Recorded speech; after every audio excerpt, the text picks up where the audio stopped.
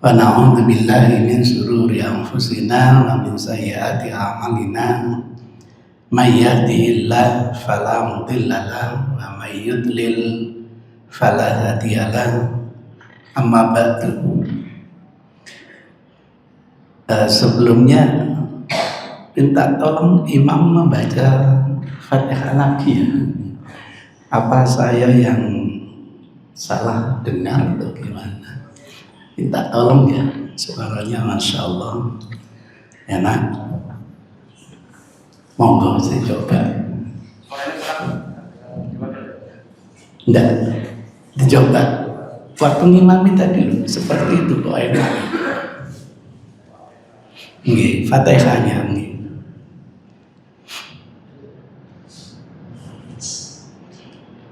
Alhamdulillahi Rabbil Alamin Ar-Rahmanir Rahim Maliki Yawmiddin Iyyaka na'budu wa iyyaka nasta'in Ihdinas siratal mustaqim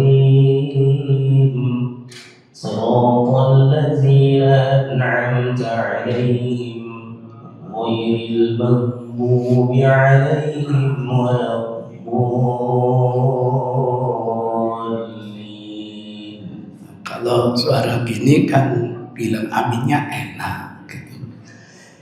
Berarti 3 kali saya dengarkan ketika membaca gimana? Iya karena diulangi. Iya karena Iyyaka na'budu wa iyyaka nasta'in. Nah, ini yang jadi catatan saya. Kalau bisa jangan ada pesan wakaf. Nasta'in bukan nasta'in. Terasa sekali. Asta'inu bukan asta'in. Nasta'inu bukan nasta'in. 3 kali saya dengar seperti itu. Jadi jangan ada wakaf ketika membaca nas, nyambung terus. Nasta'in, asta'in, bukan nasta'in, asta'in. Enggak. 3 kali berarti saya dengar. Karena bagi teman-teman yang biasa doanya Arab itu terasa sekali. Qiraat ini dulu saya diajari oleh dosen saya Ali bin Abdurrahman Al-Hudayfi. Masya Allah, masih hidup beliau. Itu catatan, jangan ada pesan, ada wakofnya. Tapi itu satu kata, nasta'in, bukan nasta'in, bukan. Hampir sama ya, tapi beda. Baiklah, terkait dengan yang namanya halal bihalal, saya selalu mencari akar masalah kalau ada perbedaan pendapat. Karena ada yang punya pendapat halal bihalal itu tidak boleh. Nah, kita harus transparan. Kenapa tidak boleh? Tidak mungkin seorang alim itu melarang sesuatu, pasti ada dasar hukumnya. Ketemu sekarang akar masalahnya. Menurut Bapak Ibu, halal bihalal ini masuk ritual atau masuk kultur, itu yang harus diselesaikan terlebih dahulu. Teman salafi itu semua aktivitas itu dianggap ritual. Itu ceritanya. Sementara ulama fikih itu melihat Kalau masalah ritual, kaidah yang dipakai itu asal ritual hukumnya haram. Itu kaidahnya. Tidak boleh berbuat ritual apapun kecuali ada perintah. Sehingga doktrinnya fabidzalika umirtu, baru wa ana minal muslimin. Boleh. Fabidzalika umirtu wa ana awwalul muslimin. Boleh. Al aslu fil ibadah at-tahrim. Itu kaidah yang dipakai ayung. Jadi semua ritual itu dasar awalnya haram. Baru boleh dikerjakan kalau ada perintah. Maka ketika halal bihalal itu dimasukkan kategori ritual, muncul pertanyaan, ngadakan halal bihalal ini ada ndak payung hukumnya? Saya yakin ndak akan ketemu. Ndak akan ketemu. Saya pernah menawarkan kepada teman-teman Saudi, bagaimana pendapat Anda terkait halal bihalal? Jawabannya haram. Kenapa haram saya bilang itu? Karena mereka memahami halal bihalal itu ayo bele-belean.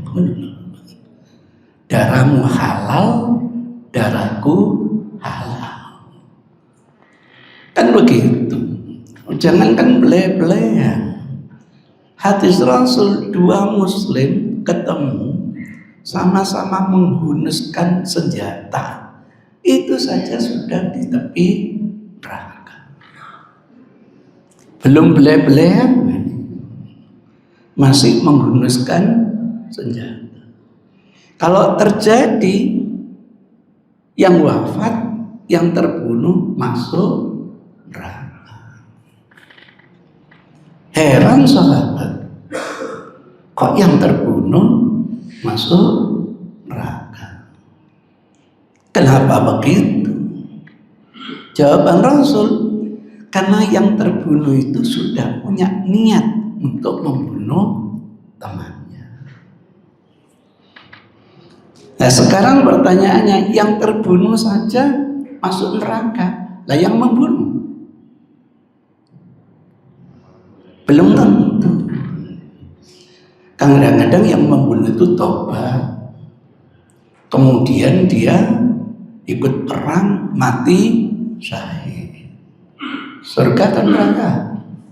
Surga. Itu ceritanya. Oh kalau begitu, melihat halal bihalal dengan kacamatanya sendiri. Ini yang berkali-kali saya ingatkan, jangan menghukumi orang dengan kacamata sendiri. Ya saya beritahu, oh pengertian halal bihalal bukan begitu. Apalagi kalau nggak gitu-gitu. Namanya halal itu darahnya halal untuk dibeli. Ini kan istilah orang Indonesia. Dulu awalnya ingin silaturahim nasional. Kalau silaturahim nasional kok sudah biasa gitu. Cari istilah baru namanya halal bihalal. Saya jelaskan halal bihalal yang di Indonesia itu, kalau datang hari raya Idul Fitri saling memaafkan gitu. Artinya dosa Anda saya halalkan, saya maafkan, dan dosa saya tolong juga dimaafkan. Oh ya, lain lagi. Nah, gitu loh. Jadi kita diskusi itu definisinya harus jelas terlebih dahulu. Apa sih yang dimaksud halal bihalal? Maka ketika saya ditanya, Ustaz, hukumnya halal bihalal itu apa? Saya harus tanya dulu. Halal bihalal ini masuk ritual atau bukan ritual? Namanya itu tradisi. Kalau istilah hadis, hadis ini syar'i, hadis syariat atau hadis lokal, gitu. Hadis lokal itu kultur. Kalau syariat universal. Di situ letaknya. Lah teman salafi, semua hadis itu tasri, iya. Nah yang lain enggak dipilah. Hadis itu ada yang tasriyah, ada non tasriyah. Kalau kita belajar bahasa Arab, dosen saya dulu ngajari gitu. Maka doktrinnya sekecil apapun yang dilakukan Rasul harus diikuti. Karena Rasul itu diyakini uswatun hasanah dalam segala hal. Sehingga nanti kalau Rasul itu makan pakai 3 jari, itu harus diikuti. Karena semua hadis apa tasri. Itu ceritanya. Bagi yang mengatakan tidak tasri'iyah, wah memang kulturnya orang Arab makan kurma pakai 3 jari. Kira-kira Rasul ketika makan bubur sari itu pakai apa? Ada ndak hadis bahwa Rasul makan bubur sari pakai 3 jari? Misalnya begitu. Sehingga makan pakai 3 jari itu disebut sunnah. Yang makannya tidak pakai 3 jari berarti tidak nyunnah. Segalanya diangkat tasriyah gitu. Nah karena ini tasriyah pasti digiring. Ada ndak payung hukumnya? Ada ndak perintah dari Rasul untuk mengadakan halal bihalal? Nggak akan ketemu. Jangankan di Saudi, di luar Indonesia saja nggak ketemu. Loh di Malaysia ada orang Indonesia. Di Saudi juga ada orang Indonesia. Karena itu sejarahnya memang murni adalah kulturnya orang Indonesia. Saya jadi teringat eyang saya dulu.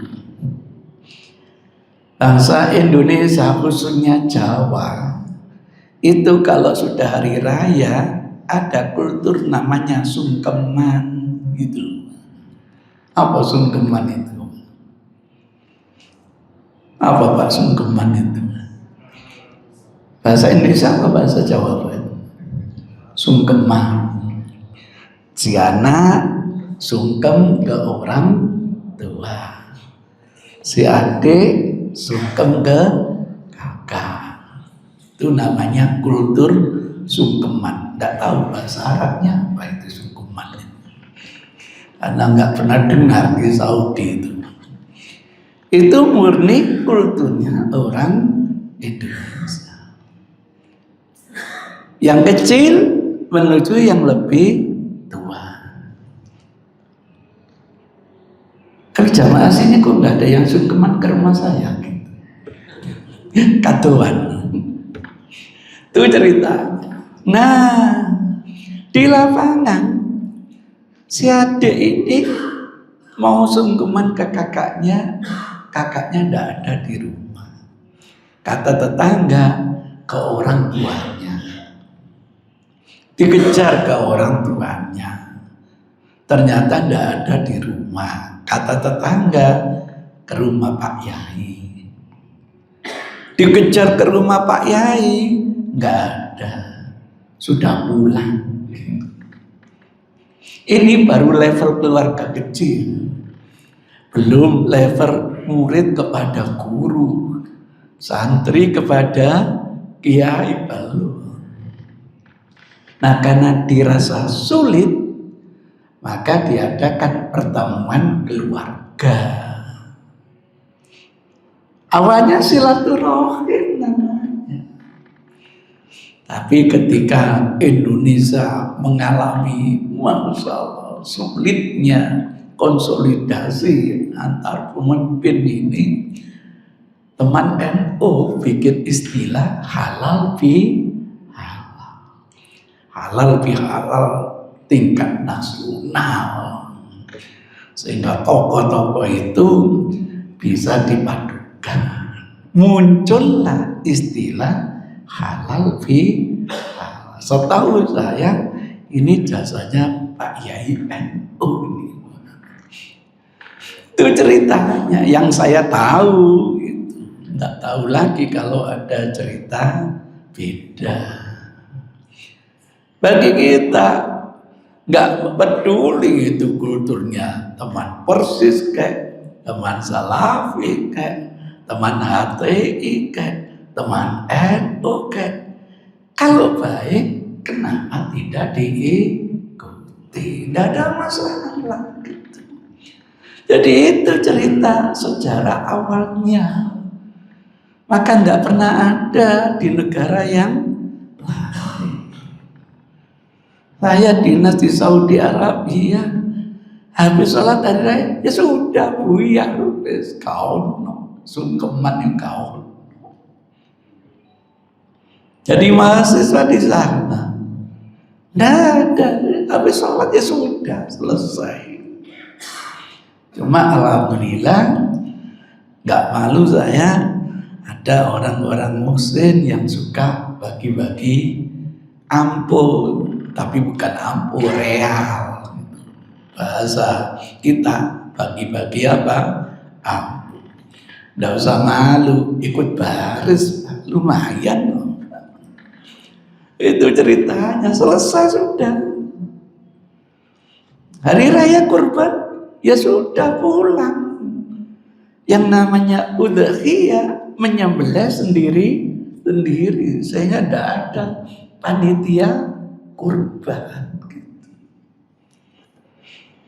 Nah, kira-kira kalau ngadakan panitia kurban, bid'ah apa enggak kira-kira? Waduh, kena bid'ah lagi. Gara-gara menganggap ini ritual, harus ada payung hukum, tidak ada payung hukumnya. Tapi kalau kurban terkait hadiu, ada. Mencoba memaksakan diri, Rasul mempercayakan kepada Ali bin Abi Thalib. Lah Ali itu dianggap panitia untuk kurban hadiu. Sehingga apa? Panitia ini tidak boleh untuk ngambil tip jasa menyembelih apa? Kurban hadiu, bukan kurban udhiyah. Kalau kurban udhiyah sejauh yang kita ketahui mandiri, setiap keluarga menyembelih sendiri. Alhamdulillah, yang punya imarah, punya flat yang saya tempati itu, kalau sudah Idul Adha nyembelih bagi-bagi. Makanya strategi saya, pintu saya tidak saya tutup. Sebab kalau ditutup gak dapat bagian. Diganjel, oh ono wonge gitu. Pengalaman tahun kemarin tak tutup, gak dikei bagian. Oh, caranya kan pintu itu otomatis nutup ya Pak ya, diganjel. Oh buka, berarti ono wonge.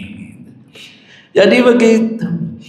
Nah karena udhiyah itu menyembelih sendiri-sendiri, saya nggak bisa nyembelih, minta tolong kepada ahlinya, orang yang bisa.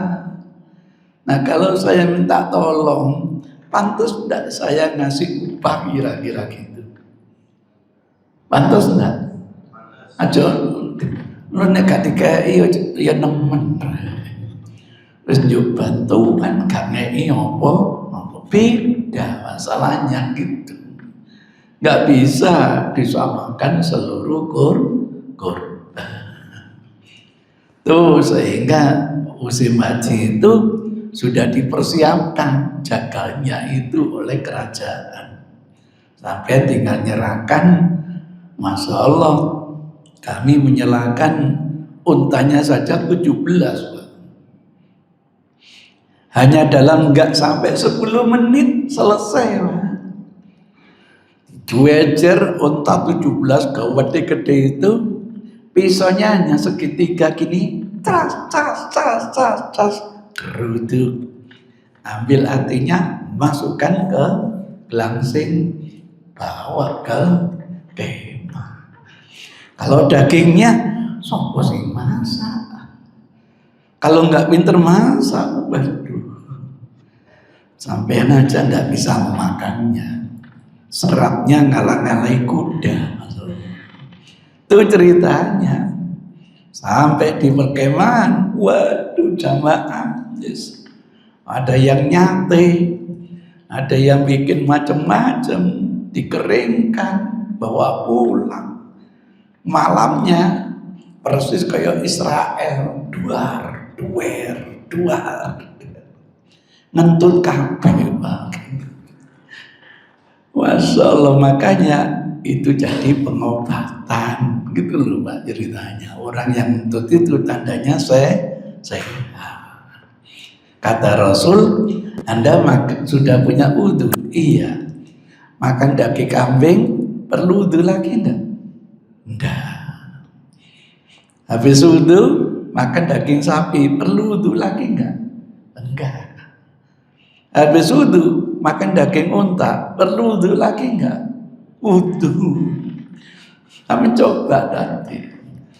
Sampai wudu terus makan daging unta. Sama coba aja. Muka-muka tetangga sampean tidak melayu. Enak perut itu sudah.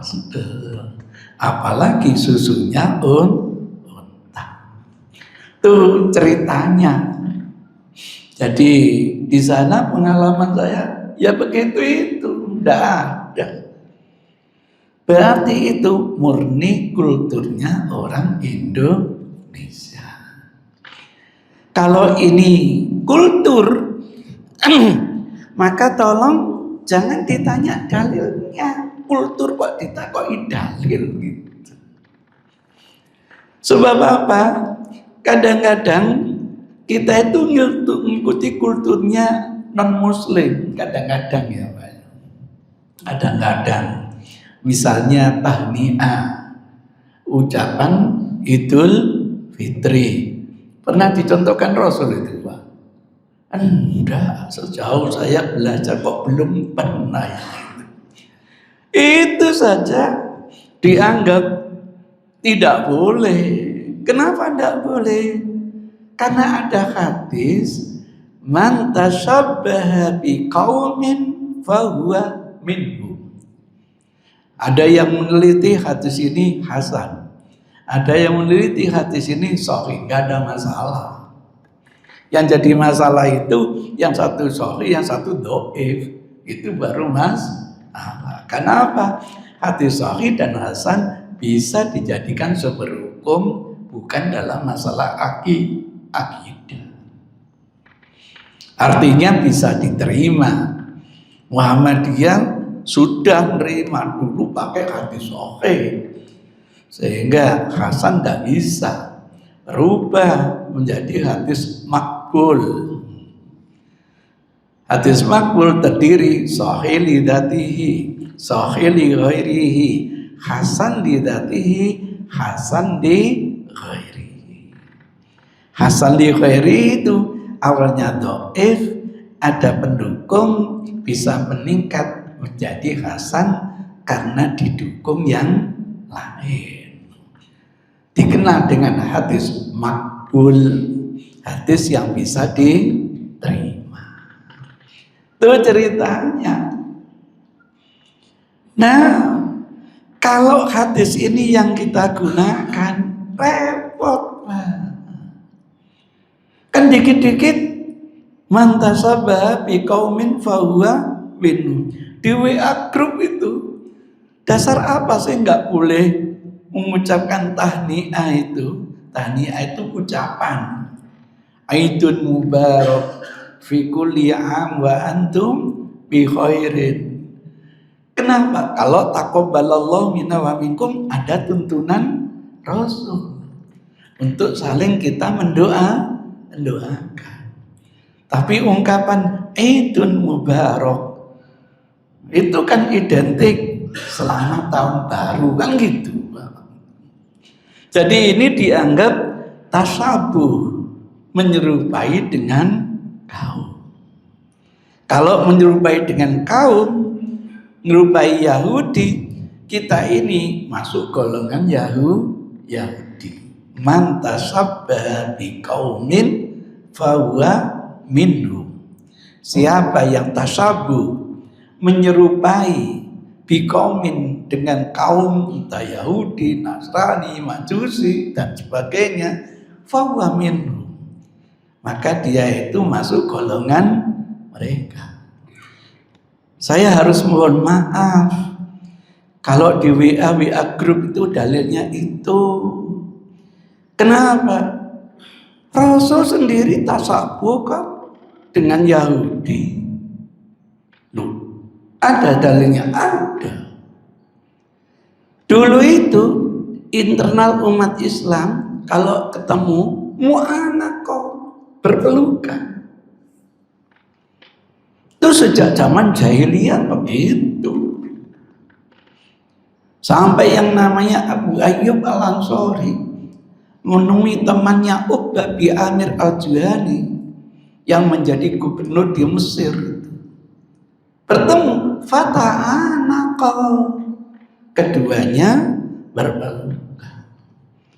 Selama saya dinas di Saudi, kalau ketemu dengan dosen Arab, bukan salaman, berpelukan. Saya kalau ketemu dosen saya, Ali bin Abdurrahman Al-Hudzairi, berpelukan, bukan salaman.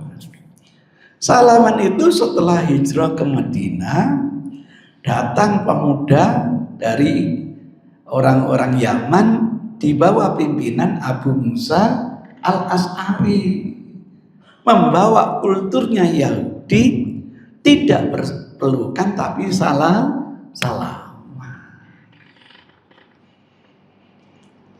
Begitu salaman diikrari kok oleh Rasul,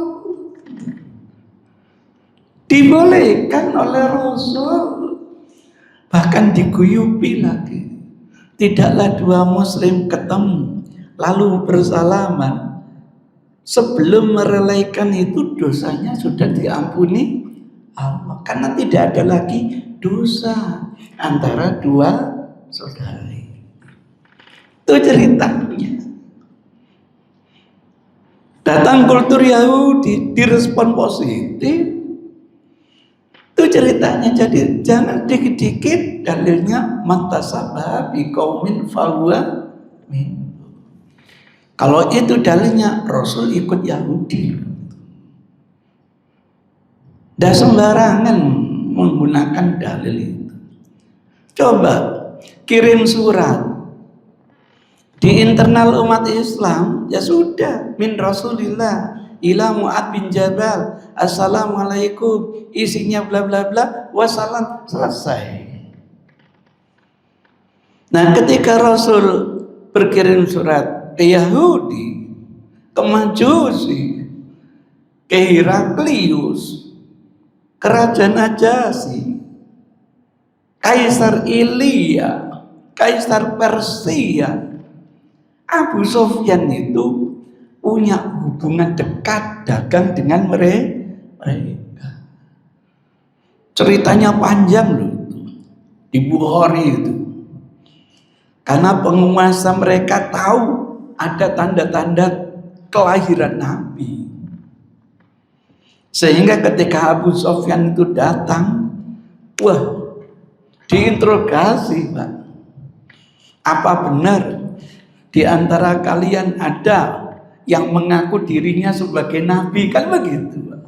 Dijelaskan Abu Sufyan wong kenal sebelum masuk Islam. Abu Sufyan, iya, sampai diskusinya itu diabadikan di dalam Sahih Bukhari. Apa pengikutnya dari golongan orang lemah atau dari orang kuat? Pernah enggak kalian perang dengan dia? Kalau pernah enggak orang yang ngaku nabi itu mengalami kemenangan? Pernah enggak mengalami kekalahan? Itu kan rinci, Pak. Terjadinya sebelum Abu Sufyan memeluk ajaran Islam. Dijelaskan. Kalau gitu benar, untuk meyakini Abu Sufyan itu bangsa Arab, coba di kita enggak? Ayo. Abu Sufyan tidak sendirian, sama kelompok. Ternyata di kita, berarti benar dia orang Arab. Lah, tahu tradisi mereka, surat ini kalau enggak pakai stempel dianggap surat kaleng. Itu kulturnya Yahudi. Umat Islam pada waktu itu enggak pakai. Apa kata Rasul ketika Abu Sufyan tahu surat itu harus stempel begitu? Rasul jawab, kalau gitu buatkan saya stempel. Masya Allah. Jangan dituduh Rasul tasabuh dengan Yahudi. Dibuatkan cincin 3 kaligrafi Muhammad Rasul Allah. Kalau disambung Muhammad Rasulullah. Surat-surat yang akan dikirim distempel. Berani kita katakan tasabuh seperti itu? Itu ceritanya. Nah, kalau kita ngaji hati secara komprehensif, tasabuh apa yang tidak boleh? Kalau ada aspek mungkin teologisnya, mungkin ritual mahdhnya, itu yang diharapkan khaliful Yahud wan Nasr. Bedakan ritual Anda dengan Yahudi dan Nasrani. Terus harus dipilah begitu. Kalau enggak, waduh, orang Yahudi itu bikin HP, komunikasi pakai HP. Boleh enggak kita punya HP? Boleh. Boleh enggak komunikasi dengan HP? Kenapa enggak boleh? Jangan dikit-dikit dalilnya mantasabbaha biqaumin fahuwa. Lah ketika orang menyampaikan tahniah, apa ini masuk ritual ta'abudi? Apa ada aspek teologisnya? Dipilah di situ. Itu ceritanya. Jadi tidak semua tasabuh itu mesti masuk golongan mereka. Terkait yang namanya tahniah, ya. Tahniah itu ucapan selamat. Tak pakai bahasa Indonesia, selamat Hari Raya Idul Fitri. Entah pakai bahasa Arab, Idul Mubarak minal aidina wal faizin. Orang Arab bingung, oh ini istilah orang Indonesia. Minal aid itu maksudnya ayo kembali lagi ke fitrah. Wal faizin, muga-muga kita termasuk orang yang menang. Hampir nggak paham orang Arab. Oh, minal aidin wal faizin. Saya sering apa yang kita lakukan itu saya konfirmasikan ke dosen saya konfirmasikan ke teman saya. Kira-kira kultur-kultur yang kita miliki ini berseberangan dengan yang namanya syariat Islam. Sehingga kalau starting pointnya bicara yang namanya halal bihalal itu bukan ritual, tetapi ini adalah kultur. Berapa kali dulu saya ingatkan, Islam sangat menghargai kultur. Sampai yang dulu yang minta contoh ya Pak. Iya, saya kasih contoh ya. Islam sangat menghargai kultur ya Allah. Saya memang gagal mencari hadis pakaian Salman Al-Farisi itu modelnya pakaian Persia atau pakai apa ya, itu gagal. Ingin mencari kira-kira orang Persia Salman Al-Farisi dulu pakaiannya ala Persia atau ala Saudi. Kalau ala Saudi wujudnya lembaran kain. Kalau sempit disuruh membebatkan. Maka ijma ulama aurat laki-laki untuk sholat pusar sampai lutut. Itu yang harus ditutupi. Itu gamisnya zaman Rasulullah. Tapi kalau kainnya lebar, ujung-ujung disuruh ngikat di atas pundak biar tidak melorot. Itu ceritanya.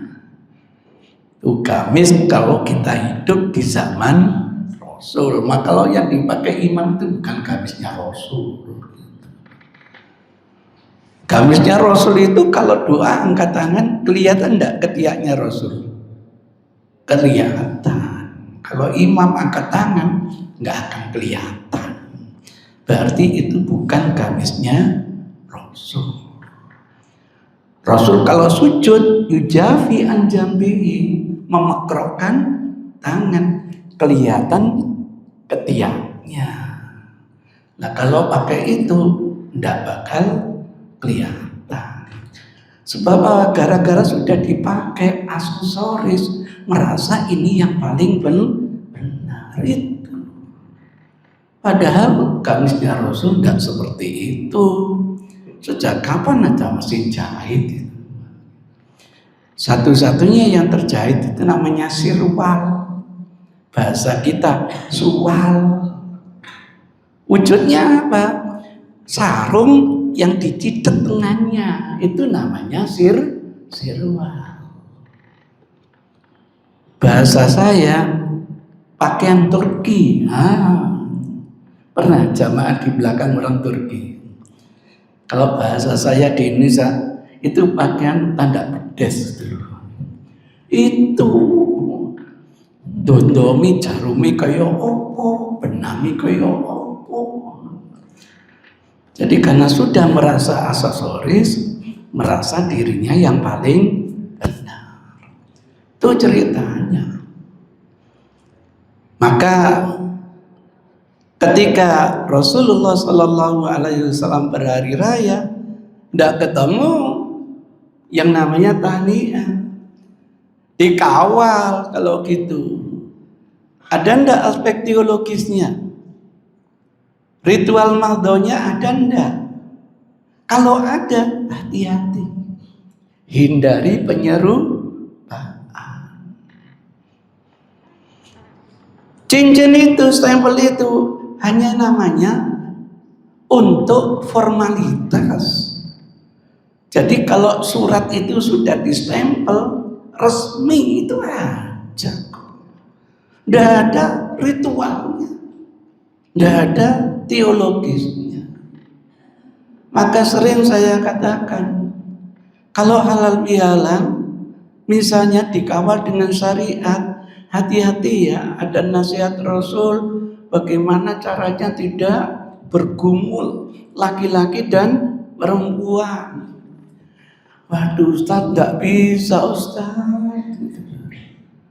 Misalnya, andaikan itu tidak boleh sama sekali, nggak bisa Ustaz. Ya kalau nggak bisa, ya podo hailah kita ini bikin kemanten. Laki-laki sudah dipisah, perempuan sudah dipisah, tapi anak jopo, waduh. Iya, saya bisi teman saya itu bagus sampai nisa ini laki-laki. Pernah lihat di belakang enggak sampai di luar itu? Kenapa? Waduh. Apalagi kalau kita berhari raya bersama laki-laki perempuan, kira-kira waktu kumpul itu bulet enggak? Apalagi waktu haji, kira-kira laki-laki perempuan kumpul enggak? Perasaanku masuk dewi-dewi ngono ketemuan Mina ya, oh gak ketemu temenan.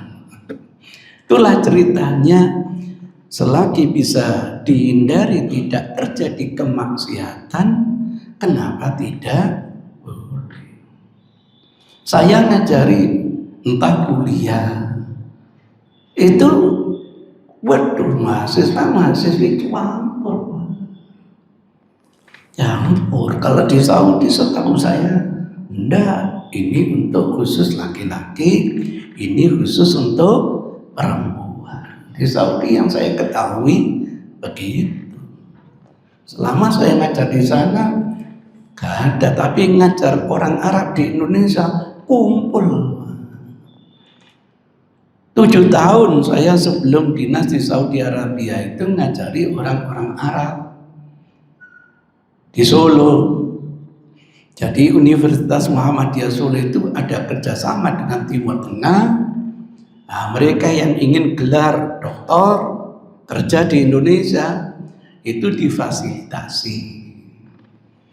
Sehingga apa? Mahasiswa saya ada yang dari Medan, ada yang dari Jakarta, yang paling banyak dari Jakarta. Waduh, ada yang dari Sudan, Maroko, Saudi Arabia, dan termasuk cewek Saudi Arabia. Nah, karena selalu pakai cadar, saya bilang, ente itu cewek atau cowok? Kenapa Ustaz? Nggak pernah lihat wajahmu lah. Itu ceritanya, oh nggak pernah lihat wajahnya. Nakal tapi dia bisa melihat wajah saya. Jadi itu kumpul ya satu, nggak ada masalah. Nah kalau sendiri-sendiri, tenaga pendidiknya siapa? Apa ada wanita yang bisa ngajari mereka? Itu ceritanya.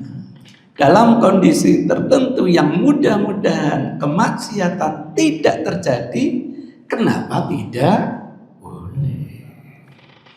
Apalagi yang bermasalah dalam halal bihalal, dipetani, Pak. Lah kok di dalam halal bihalal itu diadakan tausiah, boleh apa tidak, Pak? Kenapa tidak boleh? Itulah hebatnya Indonesia, Pak. Indonesia itu banyak media kumpul, Pak. Apalagi adik kita itu dikit-dikit kumpul, dikit-dikit kumpul, dikit-dikit kumpul. Yasinan aja tiap minggu. Belum suhruan, belum kubruan. Waduh. Iya, karena banyak kumpul dimanfaatkan untuk ceramah agama. Salahnya di mana sih? Nah, sering saya katakan, kita ngadakan halal bihalal Ustaz, tapi ditandai dengan minum-minum, kan gitu. Boleh apa tidak? Tanya dulu minum apa. Nah, kalau ini apa nih? Kopi, jahe, boleh enggak? Oh, kenapa itu Mas? Es kopi ono jahe ini bisa. Kayak sok turu nek ngombe ngono iku. Mari ngombe ya turu.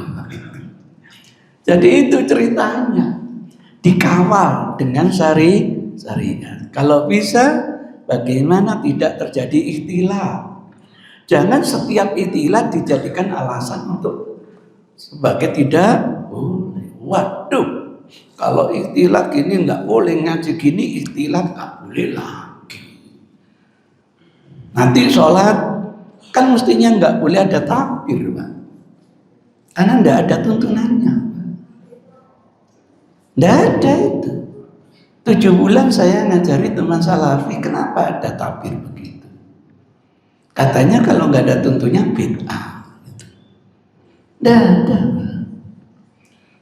Saking ini ikhtiar bagaimana antara perempuan dengan laki-laki ada batas. Itu aja. Tapi kok dukur ngomong? Nyambung enggak ibu-ibu dengan yang depan? Loh, kok enggak ada jawaban? Misalnya imam sujud sahwi, ibu-ibu bisa melihat enggak? Loh, kalau enggak bisa, berarti enggak nyambung. Maka perlu direview. Bolehlah pembatas, tapi harus tetap nyambung. Sehingga nanti imam sudah 4 rakaat kok berdiri lagi. Semuanya harus ikut imam. Kalau enggak, longgo kabeh berarti. Duduk apa tasahud akhir. Padahal imam berdiri rakaat yang ke-5. Sudah diingatkan, subhanallah, masih ngatek disawat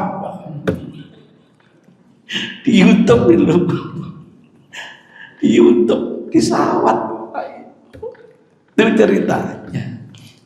Jadi bolehlah pembatas itu. Saya tertarik di Masjid Nabawi itu. Ini sedang dicari teknologinya. Saya coba dengan istri sama anak-anak saya coba janjian sebelah sana. Kira-kira bisa melihat saya apa tidak? Saya yang di soft laki-laki tidak bisa melihat istri saya dan anak-anak saya.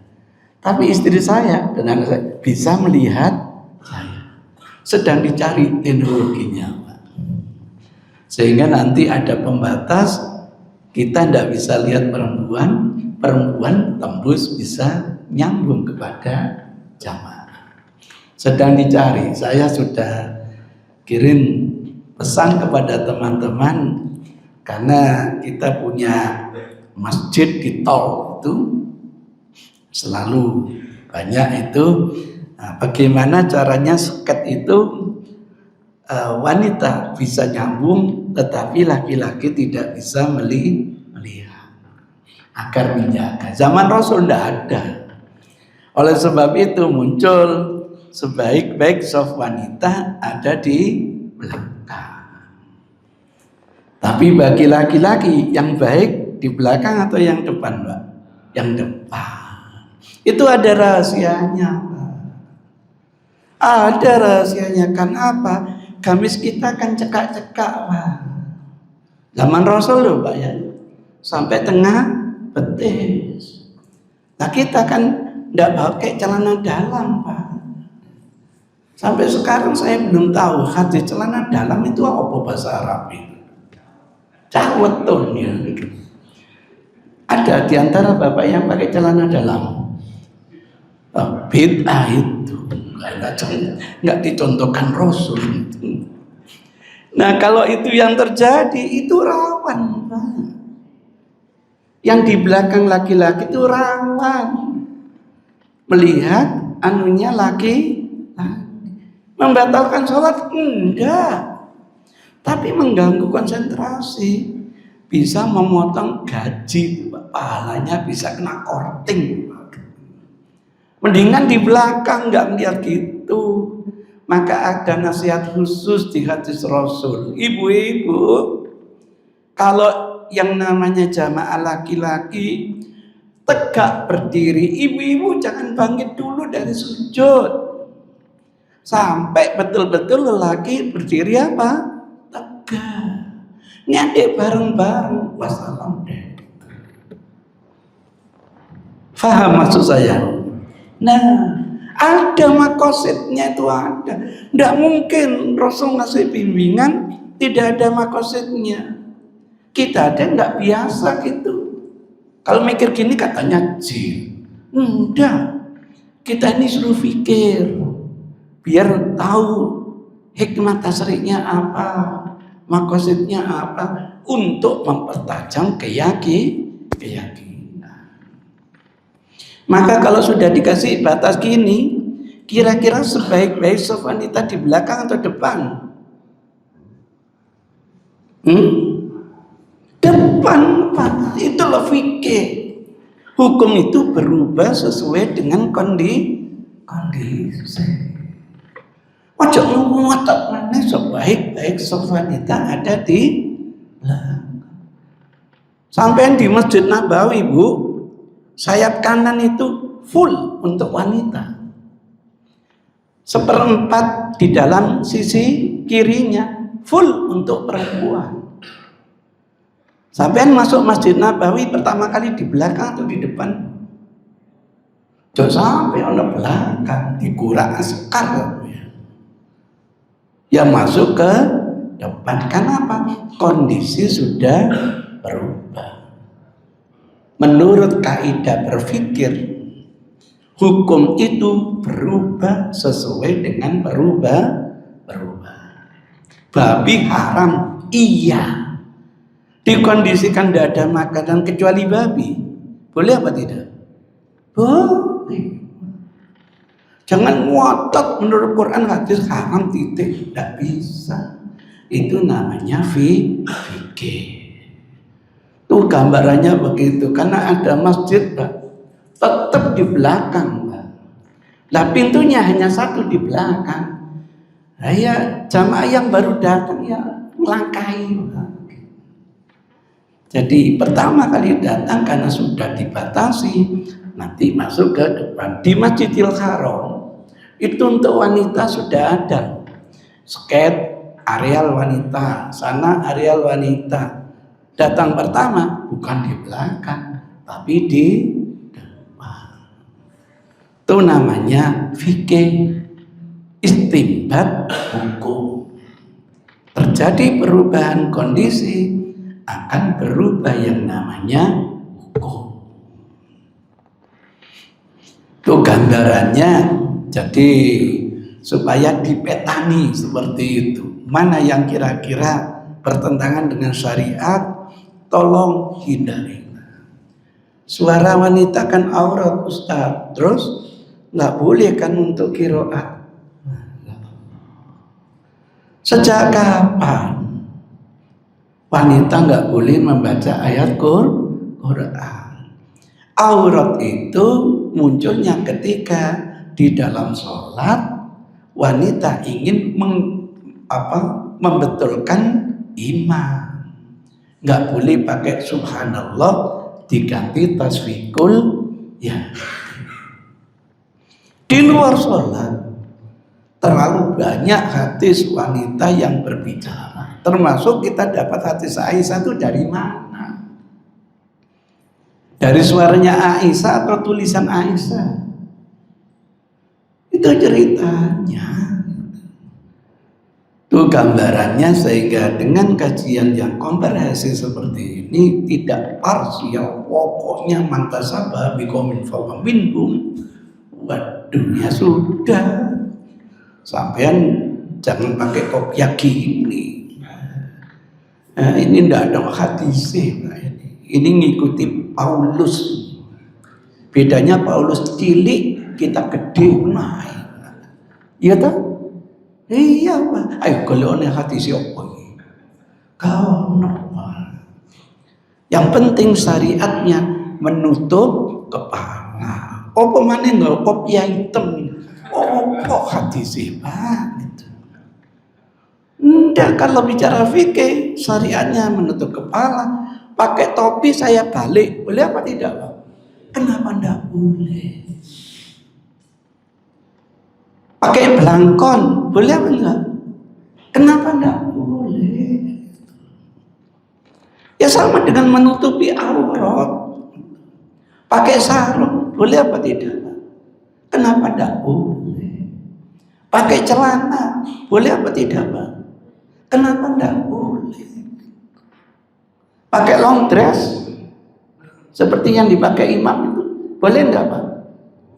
Boleh. Jangan bilang mantasabah biqaumin kayak wong wedok. Dipakai wong wedok namanya long dress, pakailah namanya gamis gitu. Enggak ada aspek teologisnya. Itu ceritanya, sehingga apa? Kita bisa memilah-milah mana tasabuh yang dibolehkan, mana tasabuh yang dilarang. Mungkin ada komentar, ada pertanyaan mungkin. Monggo silakan. Ibu Bapak, monggo untuk Ustadz dulu bergeser di tempat lain. Iya, monggo. Masih ada waktu mungkin. Monggo Pak, silakan. Ibu. Waalaikumsalam warahmatullahi.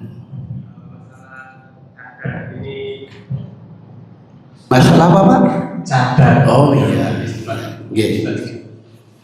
Ini masalah budaya ataupun syariat. Dan yang kedua, sementara di Indonesia itu yang memakai batik kadang-kadang dianggap itu kurang syar'i. Mohon penjelasan. Assalamualaikum warahmatullahi wabarakatuh. Waalaikumsalam. Yang Bapak maksud cadar itu penutup wajah itu, Pak? Oh iya. Terima kasih. Ini sudah saya tulis di buku khusus, Pak.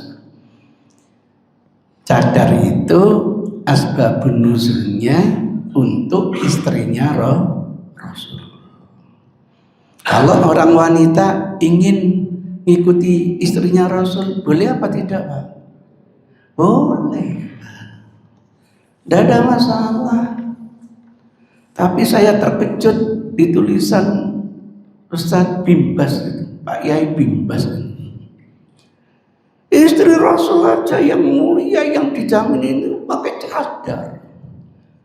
Kenapa wanita bukan istrinya Rasul tidak pakai cadar gitu? Padahal nanti untuk selain istrinya Rasul menggunakan surat An-Nur ayat 30 sampai 31. Ayat 30, kaum yang namanya laki-laki disuruh menjaga pandangannya. Menjaga pandangan dari apa, Pak? Dari melihat. Melihat apa? Khususnya wajah wanita. Namanya zina mata. Korelasinya biar bisa menjaga kemaluan. Gitu loh, Pak, ayatnya itu, Pak. Kalau gitu wanita yang dilihat itu pakai cadar apa enggak, Pak? Kalau pakai cadar gak iso ndelok sampean. Sama berikutnya nanti wanita disuruh jaga kemaluan. Dari apa? Melihat wajahnya laki-laki. Kalau gitu laki-laki pakai cadar apa enggak, Pak? Kalau saya pakai cadar gak iso ndelok sampean. Klimaknya wanita tidak boleh menampakkan kecuali yang wajar ditampakkan. Pertanyaannya, yang wajar ditampakkan apa? Nggak usah pakai hadis. Katanya hadisnya dhaif. Apa kira-kira? Yang wajar ditampakkan. Wala yubdina zinatahunna illa ma dhahara. Apa yang kira-kira yang wajar ditampakkan? Tidak bisa pakai nalar, pakai hadis. Wanita itu kalau sudah balaghul mahid, sudah balik, tidak boleh menampakkan kecuali ini dan ini. Anda mengatakan dhaif, silahkan. Kalau nggak mau yang dhaif ini, pakai apa? Alhamdulillah mahasiswi saya doktor, Pak, pertama kali dari Gontor, saya yang membimbing itu mengangkat bahwa ternyata hadis ini setelah diteliti hadisnya sebenarnya tidak sahih, Pak. Tapi saking seweneng nih meningkat menjadi sahih. Tidak bisa dhaif sampai dhaif kok jadi sahih. Hasan di ghairi. Kalau hasan di ghairi sudah layak dijadikan sumber hukum. Karena saking senengnya disimpulkan sahih itu. Akhirnya di debat saya promotornya harus bela. Saya yakin yang dimaksud itu bukan sahih li dzatihi atau sahih li ghairihi, sahih lil ihtijaz. Sah untuk dijadikan sumber hukum. Alhamdulillah cum laude. Alhamdulillah semua yang saya promotornya cum laude, tinggal satu yang nggak bisa cum laude. Itu ceritanya, mudah-mudahan ada guna dan manfaatnya. Billahi hidayah wa taufik. Wassalamualaikum warahmatullahi wabarakatuh.